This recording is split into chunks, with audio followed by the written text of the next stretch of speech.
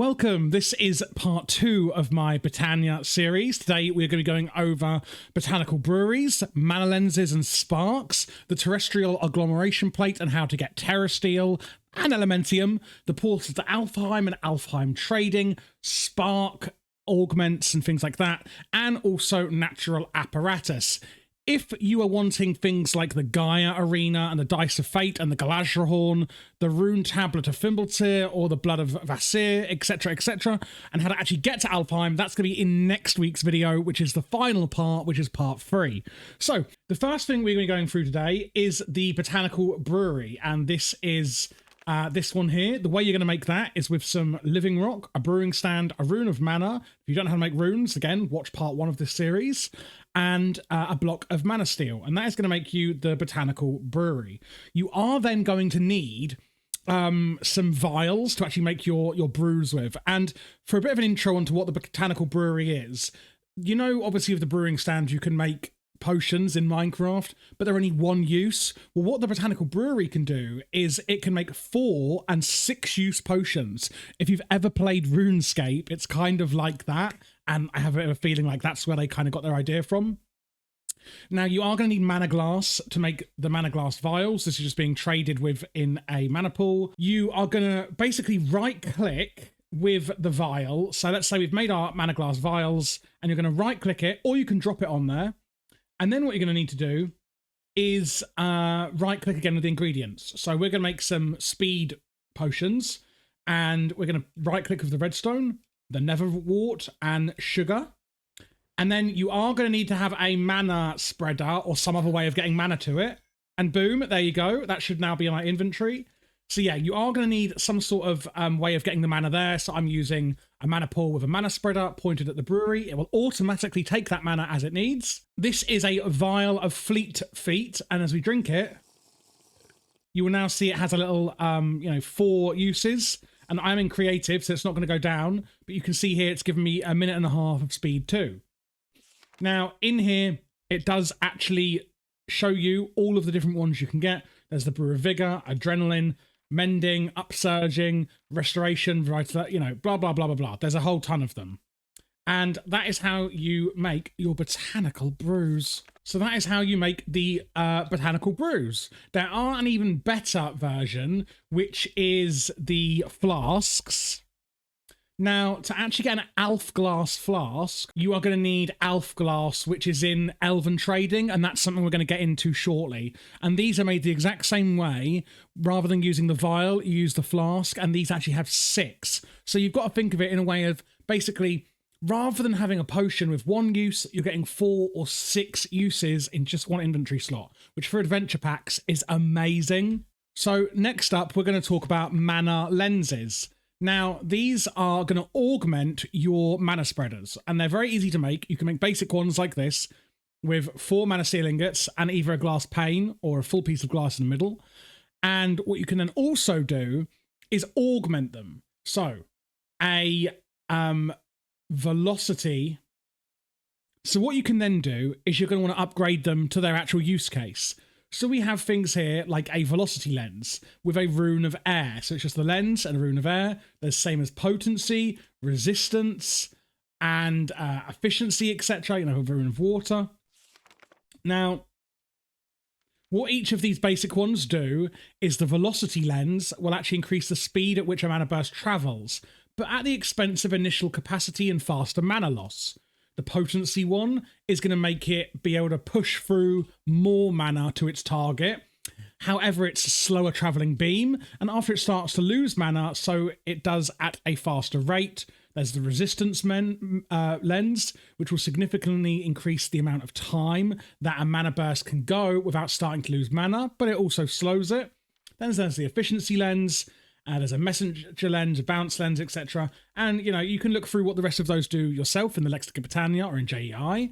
Now, the exciting thing is, with a slime ball, you can actually put 2 of these lenses together to have a more potent version. Now, you can't put 2 of the same type of lens together and it shows you here, you can use a potency, velocity, etc., and it will make a composite lens. And this is basically going to mean that you can use both effects from the individual lenses in one lens, and you can mix and match in really cool ways to really improve how your mana spreaders work. There are a few lenses that will not go together, so if you're trying and it doesn't work, then that is why. Some of them just aren't meant to, and it's generally quite logical why those wouldn't be. You can also use them with dye. So if we go into our crafting table here and get the velocity lens with a piece of white dye, you can see it's white tinted, meaning the beam is going to come out white. Now, if we want to put in a mana pearl, it's actually going to be a rainbow tinted lens, which is really beautiful. This is only an aesthetical effect, and it doesn't actually have any impact on the lens itself. Next up, we are going to be looking at sparks and the terrestrial agglomeration plate. And this is how we're going to actually make Terrasteel. So first up is the sparks themselves. Now, they are basically a kind of upgraded mana spreader, but they work in a bit of a different way. What you can do is you can place a spark over a pool, and then any nearby blocks that can accept mana will automatically accept them. So we have placed this spark here above our everlasting guilty pool, and we can right click it to show what sparks it can reach. So this middle one here, which is over our terrestrial agglomeration plate, you can see we can right click it and it's showing us which sparks it can pull mana from. So unlike our Gaia mana spreader here, which has to shoot mana at the brewery, this will automatically receive mana as it needs to from these pools via these sparks. No linking needed. However, you can shift right click with your wand like this, and it will take it off. In fact, yes, it is just with the wand. You cannot do it with an empty hand, and that will take it off. Now, to actually make the terrestrial agglomeration plate and to make the spark is actually made with 2 blaze powder, a petal, and a gold nugget. And then we're going to want to make the terrestrial agglomeration plate. Now, the way to make this is 3 blocks of lapis at the top, all of these runes here, and a block of mana steel. You then have to place it on top of a checkerboard pattern like this. And it can be either shimmer rock or it can be living rock. And you can click this visualize button like this, and then right click, and it will leave it here in the world so you can see, so you can place it as like a kind of schematic type of situation. But basically it is 4 living rock in the corners like this, and then it's going to be a living rock in the middle like this, and then it's going to be 4 lapis in the middle of these here. And I'm just going to take this off so it doesn't annoy me. And what you're going to want to do here is you are going to want to have a spark above, and then you're going to want to throw in 1 mana steel, 1 mana pearl, and 1 mana diamond. And you can see here, as if by magic, honestly, Botania is so beautiful in the way it does things. It is going to transform them all into a Terrasteel ingot. And a Terrasteel ingot is basically, an upgraded version of mana steel, and you could do all cool things with that. You can make Terrasteel tools, and you were going to use it to get to Alfheim, etc. Now, do be aware that if it is in the middle of its process there, and you pick up those items, you're going to lose all of that mana that is currently doing its thing, and the process will be stopped. So make sure you stand back while you're doing that. You could use a hopper up here and, drop them down and have it, going and going and going. You use a vacuum hopper here and, all sorts of ways of automating this. But that is how you are going to use the terrestrial agglomeration plate to make Terrasteel. Once you have made Terrasteel, we're then going to want to make the portal to Alfheim. And this is where things get really cool, because we're going to start trading with the elves.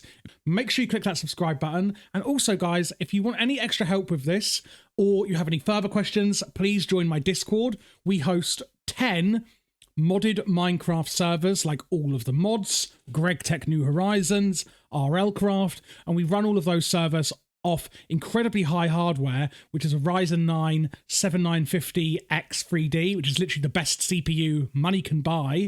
and also DDR5 RAM, etc. Basically, they work like a dream. They're all really popular servers. We've got nearly 2,000 people in the Discord, all playing together and making friends, etc., and asking for help on their own servers or modded Minecraft, queries that we can help with, etc. It's a really great place to be. And also, you'll never miss a video again. And I stream here on YouTube on Greg Tech New Horizons, FYI. So you can also ask me questions there. But anyway, I digress. So the next thing we're going to do once we've got our Terrestrial is basically make all of this fancy stuff, which is actually at the Alfheim portal. Again, here in the Lexica Botania, you can see how to make it if you ever forget. But don't worry, because you've got me to help you. So next we're going to go to Alphamoncy, and we're going to go to the portal to Alfheim. How exciting.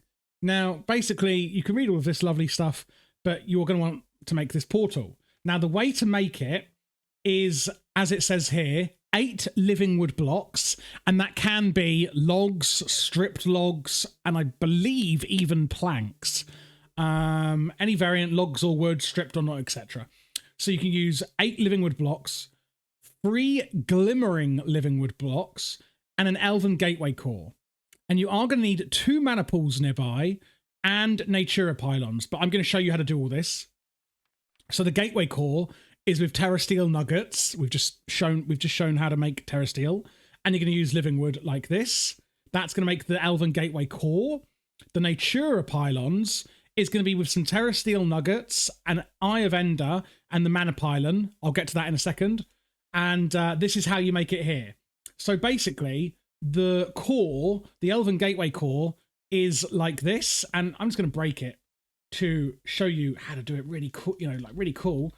Then we've got living wood logs here, and then basically the 3 middle parts is the glimmering living wood. So one here, one here, one here. The core goes here. Then you want to put your 2 any pools that you have, and Natura pylons. So the Natura pylons are literally like this, with a mana pylon. And a mana pylon is 2 gold nuggets, 2 mana steel ingots, and a mana diamond.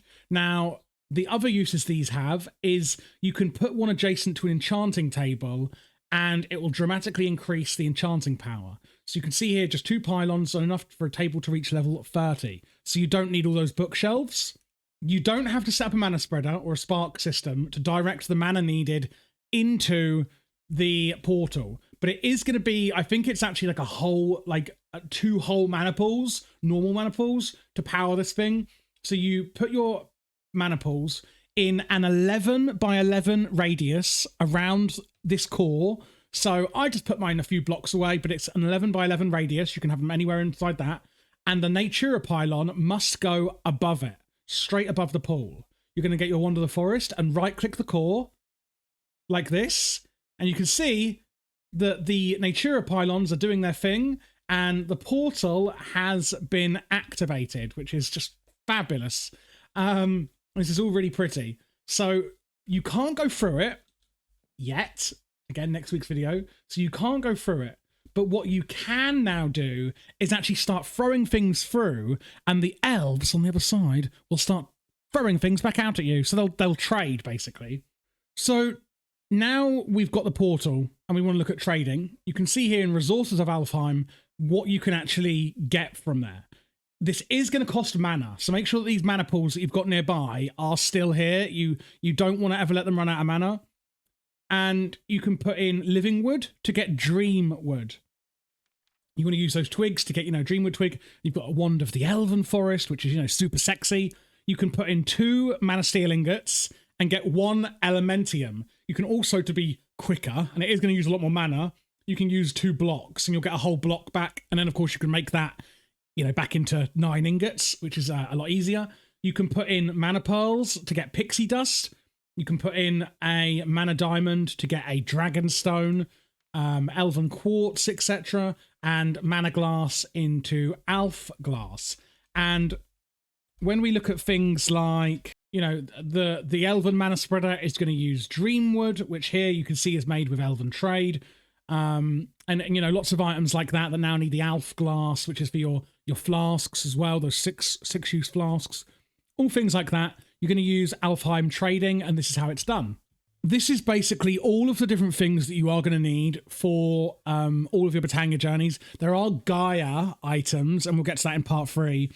But Terrasteel, Elementium, Pixie Dust, Dragonstone, all of those things that are either from the Terrestrial Agglomeration Plate or Alfheim Trading, this is your bread and butter now of Botania. You know, you've pretty much learned it all. So for the rest of this video, I want to take you through some of my favorite items that I think you could find really, really useful in your Botania journey. Now, I'm not going to go over all of them because there is an insane amount of items that this mod adds, and they are all really quirky and useful and have really unique use cases that you could think of. Now, this is all detailed in natural apparatus and mystical items and trinkets and accessories. But the ones I want to go through is, for example, the hovering hourglass. Now, basically, to make this, you make it like this. It's very simple, and you can put sand, red sand, or soul sand in it, and you can put up to a stack in there, and it'll flip over when the item, you know, when the top of the hourglass goes to the bottom, and you can put a stack in there. So depending on if you put sand, red sand, or soul sand in there, depends how quickly the sand will fall. And also you can add up to a stack of, you know, the sand you put in, meaning that if you only put 10 sand in, it's going to flip over a lot sooner than if you put a whole stack in. And what it will do is when it flips over, it will actually emit a redstone signal, meaning that you can have very precise control over a redstone signal. You know, if you only want one every 34 seconds, etc., you can work out how to do it for that. And it's really, really useful for that. There is also an open crate. And these are basically crates that have an open bottom, meaning that they, you know, things will drop out. An interesting side effect of it is that when a redstone signal is given, any items it drops won't be picked up by flowers like a hopperhock or a ranacarpus or a polydisiac, etc., for a few seconds when they otherwise would. But this is really useful for things like doing your endo flames, because you can put a hopper with an open crate underneath it, and the coal for your endo flames will just fall straight out onto a pressure plate, and then, you know, that'll create a redstone signal, etc. And you can do it with dispensers and all ways like that. It's really, really useful. Then there's the abstruse platform. Basically, this will only allow people on it if you're sneaking. Anything that is not sneaking will fall straight through. You could use this as a trap to prank your friends, you know, put a bridge to your base and they think, oh, cool, you know, they don't notice what it is, and they fall straight through because they're not sneaking, and only the people that know will know. That's a really cool one. Alchemizing of mana. We went through this in part 1. The animated torch can be, you know, done like 180 degrees and stuff, and it's basically a cool way of making a redstone torch a bit more useful, I guess. Then you've got incenses. Now, in the same way that you make brews, you can make incenses, and they will take up. You can basically you can put them on the ground with an incense plate, which is made like this with 2 living wood slabs and living wood log, and then you can make the incense here with living wood twig, blaze powder, and ghast here, and then you basically put the incense on, and it explains it all here. But you then put the potion effect with it, and it will keep that potion effect in a large area around wherever you put that plate. So if you're going into an area where you're going to start a boss, or you want to get around really fast, etc., you know, you could put the speedy feet potion effect, whatever it's called, near it, you know, and things like that, and it lasts a really, really long time. So that is really useful. Again, then there's the brewing flasks. The cocoon of caprice is basically a way that it'll hatch and an animal will come out. I think it's a random animal. Kind of cool use cases, I guess. Then there are some more complex brews, and these have negative and positive effects. They're a lot more complex. There are things like the drums of the canopies and gathering. Now, these are the same as the horns. The drummer of the gathering is, in effect, the rancher's drum of the wild. The drum of the wild is the same as the horn of the wild, but it's a drum that you can place. And if you don't know what the horn of the wild is, basically you make it like that with a pasture seed, and you can blow it, and it'll clear all those, like, you know, like the leaves and tall grass and all that rubbish. If you're making a lawn base, like a lot of people like to, you can use the Horn of the Wild to clear out all of that annoying double height grass. And a pasture seed is very simply a grass into a mana pool, etc. There's also the same one for a snow. You use Horn of the Wild with Snowball, and same with leaves, you use a leaf. So these are really, really useful. You can enchant with mana. There is the Eye of the Ancients, which, an adjacent comparator will output a redstone signal proportional to the number of nearby animals it can find. Again, it's very specific use cases for these. Then you have the Living Wood Avatar. This is an interesting one because you basically make it and you can actually give it a rod, like a Rod of the Skies, Rod of the Hells, and I'm going to get into some of those in a minute, and it will cast them. It's this little cute one here. Then another cool one is the Teru Bozu, and this is an amulet that you can... Is it an amulet? Yeah, it's an amulet that you can wear, and it will actually make the thunderstorms and rain a lot shorter in duration around you as a player. So it's like the opposite of doing a rain dance. And then we've got mystical items. There is, terrestrial armor and things like that. There's the overgrowth seeds, which will basically make an enchanted type of soil, and the flowers you plant in it will actually go at double the speed. There's things like the crystal bow, and it's going to use mana. And there's all equipment like that. There's Elementium equipment, etc. They're all going to use mana to repair themselves, etc. And the way that you're actually going to want to carry around this mana on your person is actually going to be with the mana tablet. Now, a mana tablet is something that you can throw it into a pool. This is how you make it. It's simply with living rock and a mana pearl. So you can throw these into a mana pool and it will fill up with mana. And then you get a full mana tablet like this. And this is how you're going to basically control mana for things that need mana in your inventory. And the things like that are going to be, the rods here, for example. Like you have the Rod of the Hells. It's going to make a ring of fire around you and burn everything with inside it. You have the Rod of the Depths. It's going to provide cobblestone for, in the cost of mana. And, there's all things like that. Another one of my favorites is a slime in a bottle. This will basically, the slime will bounce around in the jar if you're in a slime chunk. So you know that you're in a slime chunk, which is very useful. Then we have the World Shaper's Sextant. Oh my goodness, what a name. This is going to basically...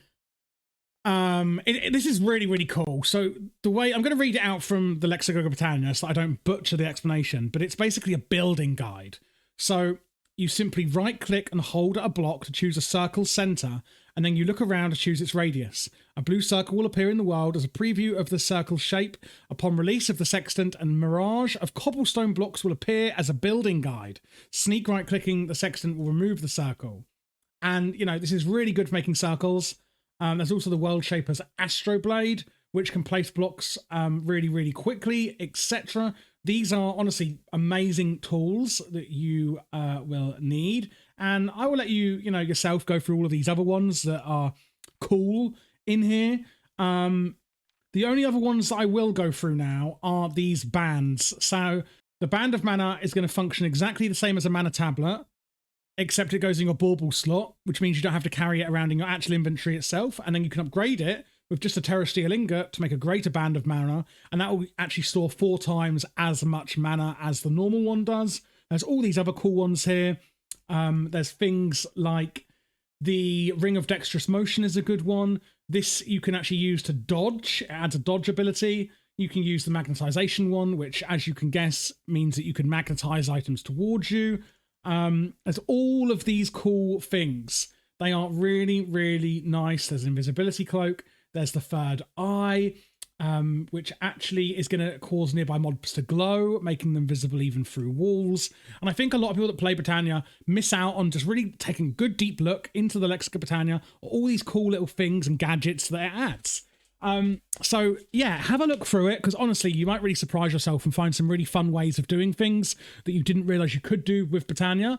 I really appreciate you guys watching, and I hope that this tutorial was really helpful. Next week, again, is going to be the Gaia Arena, and actually getting to Alfheim itself and doing all of that cool stuff. It's quite a complex and tricky process to do, but it is really fun and it's definitely worth it.